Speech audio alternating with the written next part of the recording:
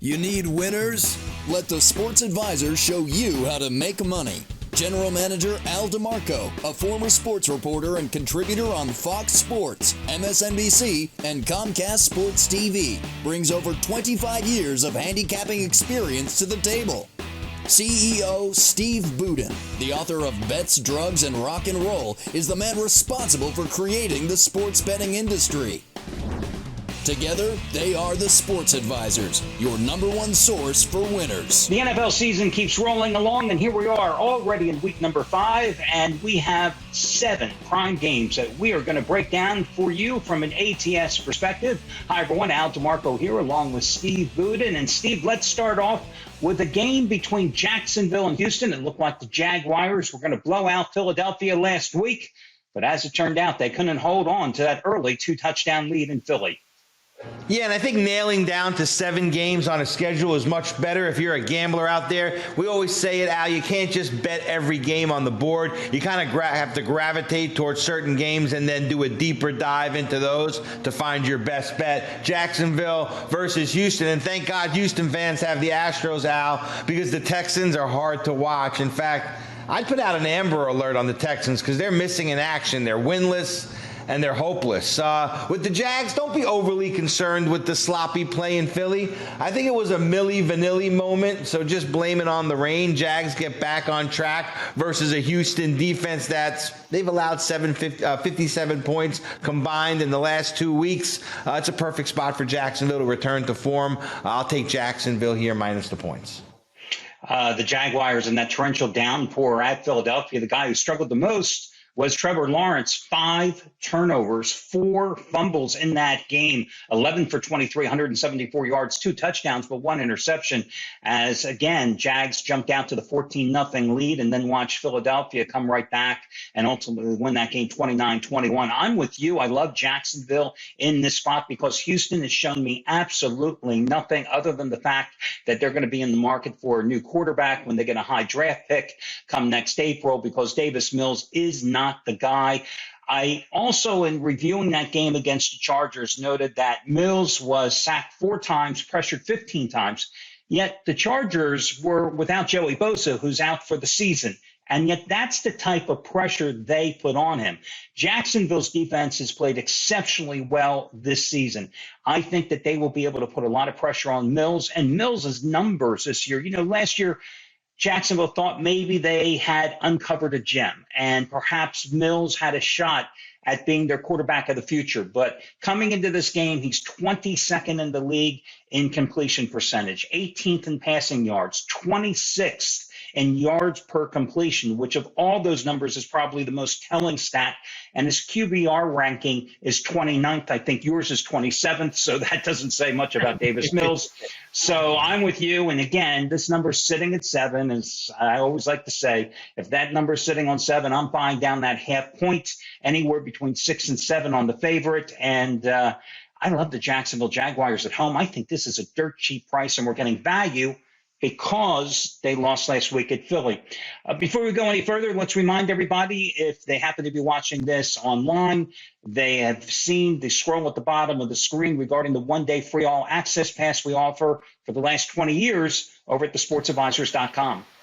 Well, this is a great addition to the website. We've been doing it forever. It's something that we do that no one else does. We allow you to come backstage and see the rock stars right before they go out. So you can actually see what all the paid customers see. You don't have to pay anything for it at all. We're very confident in what we have, that you'll come in, that you'll like it, and that you'll become our customer. No one else does it because they really can't. We're the only ones that do it. We're the only ones that can. So take advantage of it. What do you have to lose? No, the only way you lose is if you don't take advantage of the offer, because normally if you were to purchase the one-day all-access pass, it would cost you $99. If you were to buy all 10 or more handicappers individually, it would cost you well over $1,000 to get their picks. And the most unique thing about the all-access pass, guys, if you want the plays on Sunday, you can get them, or you can pick it on Saturday, or you want the Monday Night Football play, the option is yours. And on some days, you can actually get a bonus day for free. So check it out, the all-access pass, over at thesportsadvisors.com. Next game, interesting one, I think. Buffalo laying 2 touchdowns at home against Pittsburgh. The Bills with the big comeback win at Baltimore. And the Steelers, well, they're the Steelers, and Mike Tomlin finally woke up, smelled the coffee, smelled the roses, whatever it was, but he finally wised up and made a change at quarterback. Yeah, and for Pittsburgh, Kenny Pickett showed us why, he has that last name. He got picked off 3 times last week, and he lost to who? The Jets. I mean, Buffalo is at least 3 touchdowns better than the Jets. Buffalo needs a running game, Al, but not to beat the crap out of the Steelers, they don't. In fact, I like the Buffalo Bills here. They should win this game by 20, and don't let the big line scare you. It happens all the time. Gamblers will see a line like this, and they'll keep it moving to the next game, but you got to think why bookies are trying to scare you off this game and off of this side. So I'd lay the big points with the Bills and the story, and when I saw this game, the first thing that stepped out in my mind was this is probably one of those games where if you're looking at a 7-point teaser, this is a great team to put in there, but only if you have that other team that you feel the same way about. I would never put a game into a teaser and then go fishing for another team. That never works out. But if along the line and while you're reviewing the card, another game kind of pops out at you, this might be a great team, the Bills, to throw into that 7-point teaser scenario. Number one, I agree with you. You can't be scared by the line. You, as a former odds maker, the guy that created the offshore sports book betting industry some 20 years ago, you know better than anybody that sometimes as a guy who's setting the line, you put at that big number because it does scare people into playing the wrong side of the game. And it's interesting, the public perception of those big numbers. They go, oh, my God, it's too big. I've got to jump on the dog. Well, sometimes dogs are dogs with fleas. And that, I think, is the key here with the Steelers. And I've read a number of media reports this week about how this is the biggest number the Steelers have been catching as an underdog since the AFC-NFC merger. Big deal. They suck. That's the bottom line. There's a reason they're a dog here in this situation. The other thing is that I disagree with you here. I beg to differ. And I love teasers. I think, and over the last 20 years we've been together, there's probably nobody that wins more teasers than me. This is a situation I would never play a teaser because I like teasers where I'm taking teams 10 points or less if I'm playing a favorite. And that's my sweet spot. 10 points or less. And generally anywhere between 6 and 10 points is my sweet spot. 2 touchdowns, that's too much for me in a teaser. That's just not a number that I lean toward. But either way, I think in this situation, you play Buffalo straight up. I love the way the Bills came back. I liked them last week at Baltimore. They got off to a miserable start. They were down 20-3 with about 4 minutes to go in the first half, and then they roared back 23-20 at Baltimore. And Kenny Pickett, nice debut statistically on one side of the ledger, 10 for 13, 120 yards. The problem is he had 3 interceptions as well. And the only thing, and I'm going to caution everybody out there for the 3rd straight week about the Bills, or a game involving the Bills. But this side, not the injuries about the Bills, but the opposite side, the Steelers, Cam Hayward, Minkah Fitzpatrick, Cam Sutton, Terrell Edmonds. They've got a lot of injuries, which means the Bills are even a stronger play. The next game, Minnesota and Chicago. You've loved the Vikings all season long. You've been riding them. They delivered last week in London against the Saints. Now they're a 7-point favorite at home against Chicago. And I have just one thing to say, Justin Fields. Yeah. Look, I think there'll be some jet lag for Mini Al as they fly back from London and try to adjust without a bye week. Quarterback Kirk Cousins, he's been okay, but can you trust him enough to lay 7 points at home? This time I'm going to say no way. He's a bankroll busting 5-12, last 17 as a chalk at home. Now the Bears are not very good either.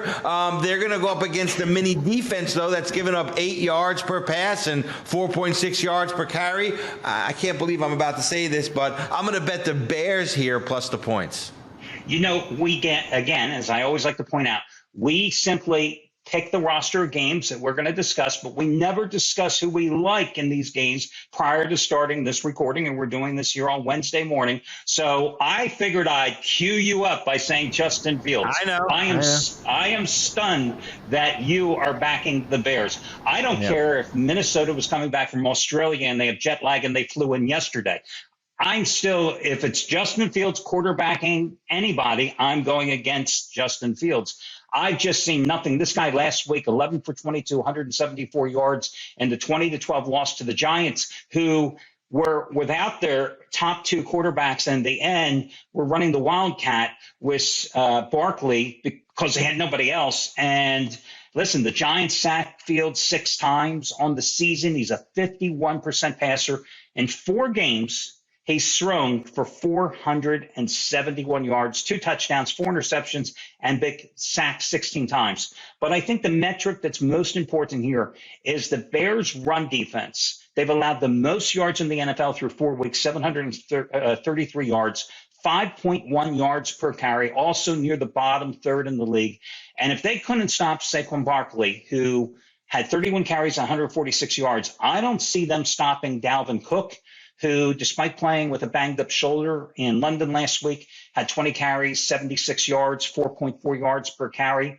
So, although I'm not a big Vikings fan, I like the Vikings in this spot because you got a Bears team that's 1-5 against the spread, their last 6 on the road. So I will go opposite of you and just say that I am shocked. We should probably just bet each other on this game rather than play the vig anyplace. Well, this is not a game I would actually bet, Al. And you know what?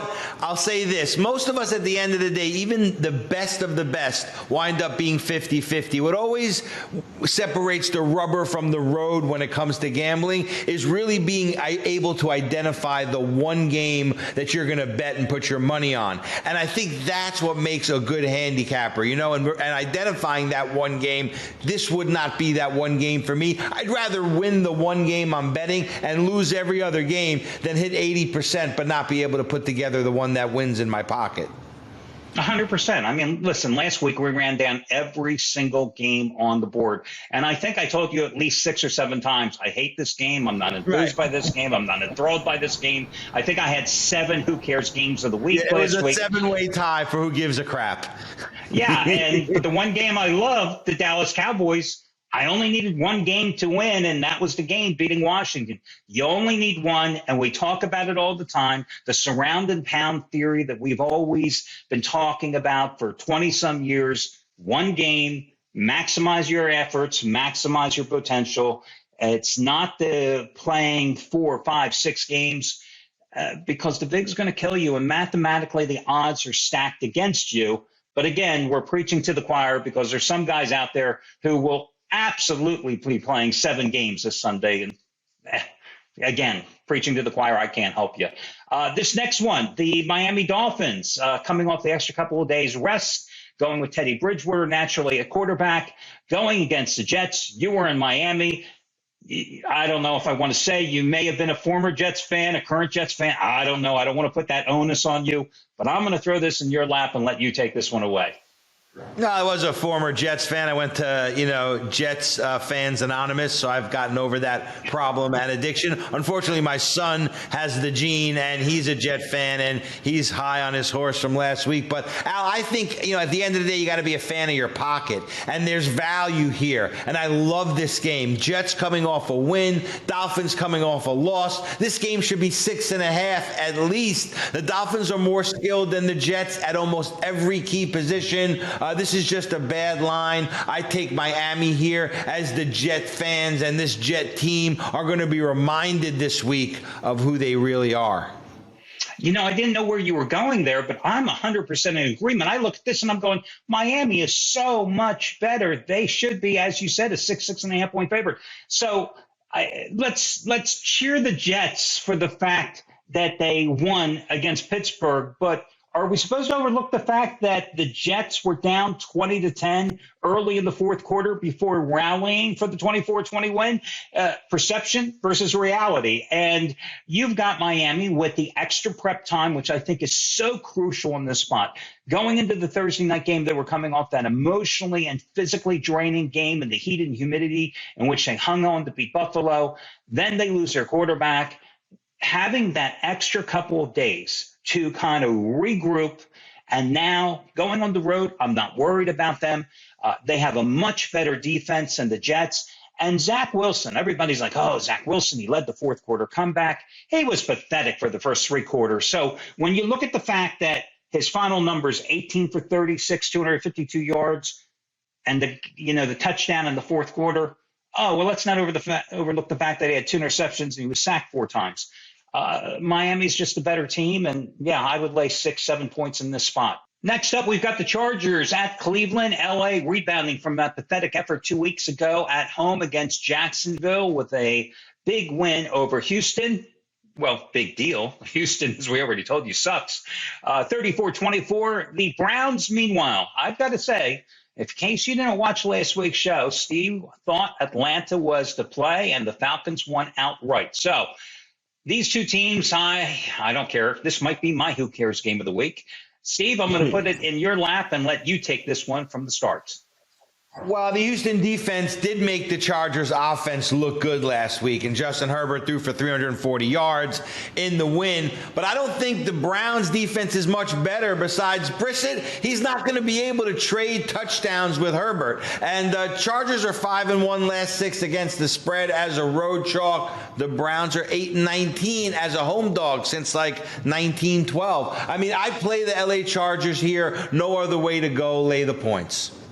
I am in agreement with you. It's not a game that I'm enthused about. Again, it's my who cares game of the week of the 7 that we're covering today. I do like Herbert here. The thing that bothers me, however, and let's acknowledge the fact that the Browns were without Clowney and Garrett last week. And as we're recording this on Wednesday morning, I don't know if either are going to play this week. Without those two pressuring Justin Herbert, he should have a field day once more. However, the Chargers' big issue here is they cannot stop the run.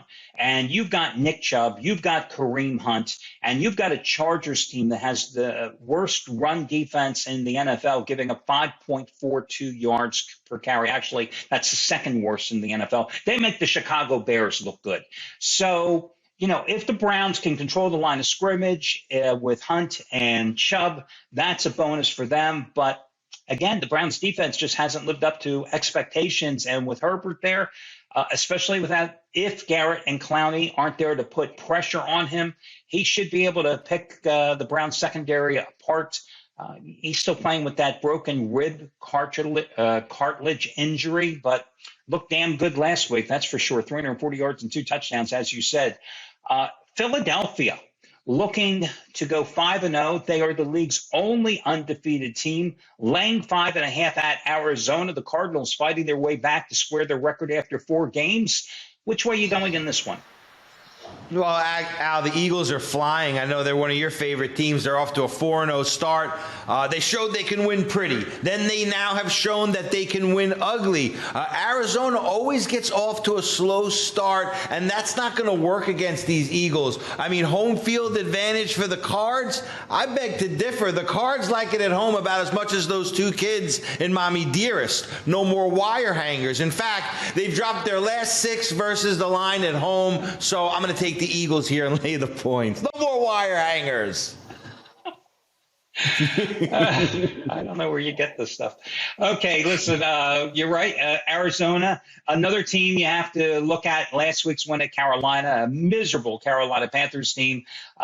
Do you give them props that they won 26-16 on the road, or do you give them demerits for the fact they needed 16 points in the fourth quarter in order to win the damn game against the bad Panthers team?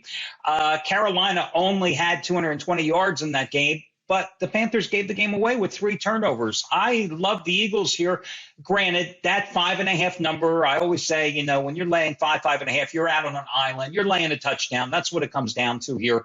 But Philadelphia has shown me absolutely no worries or concerns with that offense. It is so dynamic. Last week in the torrential rain, they couldn't throw the ball as effectively at the outset, so they gave the ball to Miles Sanders. And when you have a quarterback as dynamic as Jalen Hurts, who can take over a game with his legs, it's hard to stop that offense right now.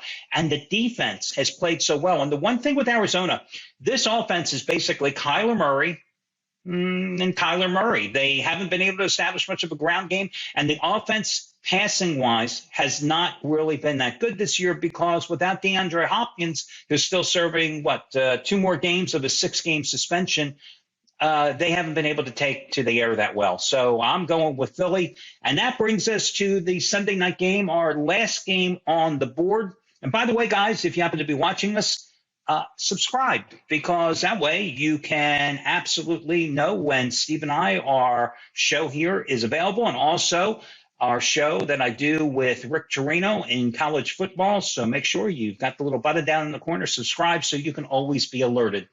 Baltimore, -3 at home against Cincinnati, and home has not been a happy place for the Ravens this season. No, but I do think we're getting some value here because Baltimore did dominate the Bills for most of that game last week before suffering a horrible loss after blowing a 20-point lead. And this whole blowing big leads for Baltimore, that has to stop. They either have to fix that problem or they're going to fail miserably. Since he beat a Miami team, you said it, they were coming off a tough game, both physically and emotionally. It was hot. It was against the best team in their division. They had to pull out all the stops, and quite frankly, they were due for a letdown. I think these two teams don't belong on the same field together. I think Baltimore wins this one by double digits. I'm going to take the Ravens here, minus the points, and on the money line. So that's a bold statement there. Interesting. I think that the Ravens, by the way, that winning every single game in the preseason for all these years, it's really paid off once again for Baltimore here. But, you blow a 17-point lead at home to the Bills. You blow a 21-point lead at home against Miami, and that's why you're 0-2 at home coming into this game. What I look at this game and the metrics that stand out to me, Baltimore's pass defense, they're allowing a league-high 315 yards a game. And I've said repeatedly here, almost every single show we've talked about the Ravens, that their defense is a fraud. Again, it's my favorite phrase. It's reality versus perception. Everybody thinks that this Ravens defense is good, but they're thinking about the Ravens defense when Ray Lewis was a middle linebacker. Right. That Ravens defense is years old. It is not good. It doesn't generate much of a pass rush. They have some big names in the secondary, but they don't produce because the pass rush doesn't get to anybody. I was encouraged by the fact that Miami was only able to sack Joe Burrow one time, and Burrow's receivers now, with the emergence of T. Higgins, who had the big game against the Dolphins with 7 catches, 124 yards, along with Tyler Boyd, along with Jamar Chase, that is a dangerous trio. What the negative for Cincinnati, as far as I'm concerned, is the run game just hasn't been able to develop. Joe Mixon, 24 carries, 61 yards against the Dolphins. Last year, this guy ran for 1,200 yards, averaged 4.1 yards per carry. This year, he's averaging 2.7.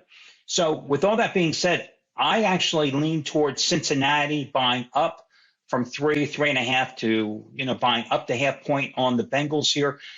Joe Burrow in 2 games against the Ravens last year, 941 yards, 7 touchdowns. And I like the fact Cincinnati's had the extra 2 days to prep coming off the Monday night game.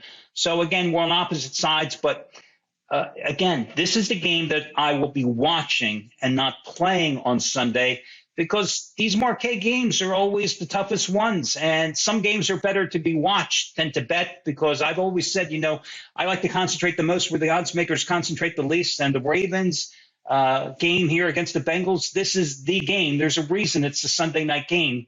I don't think there's a lot of value. You do, but I don't think there's a lot of value here in betting this one. Well, it's always going to be those games that are bet more by the public where the lines are tougher to go against, because the public has sharpened up those lines. And it gets to a point as a gambler where you look at that line, you go, wow, that's the line I would have made on the game. And that makes it harder to bet. Where these games that aren't as focused on by the gamblers, those are where you can get your value. And I think that's what you're talking about. Absolutely. And guys, again, remember, we've got a lot of hot handicappers at the site. Rick Torino coming into this weekend has won 11 of his last 15 football releases. You've got Trace Adams, who went 5-1 last week with his college and pro football releases. You can get their plays and all the plays of at least 10 handicappers for free. Once again, with the 1-day free all access pass at thesportsadvisors.com. Absolutely, and you should definitely take advantage of that. That's the one thing that we do that no one else does. And like I said before, what in the world do you have to lose? Guys, check it out. 1 day free all access pass over to sportsadvisors.com, and you pick the day that you want to get the plays. The only way you lose is if you don't take advantage of it, like Steve said. For Steve Budin, I am Al DeMarco, and that's this week's show. Make sure you check out the College Football Show with Rick Torino, also available, and subscribe to the channel. And we will catch you next week on thesportsadvisors.com.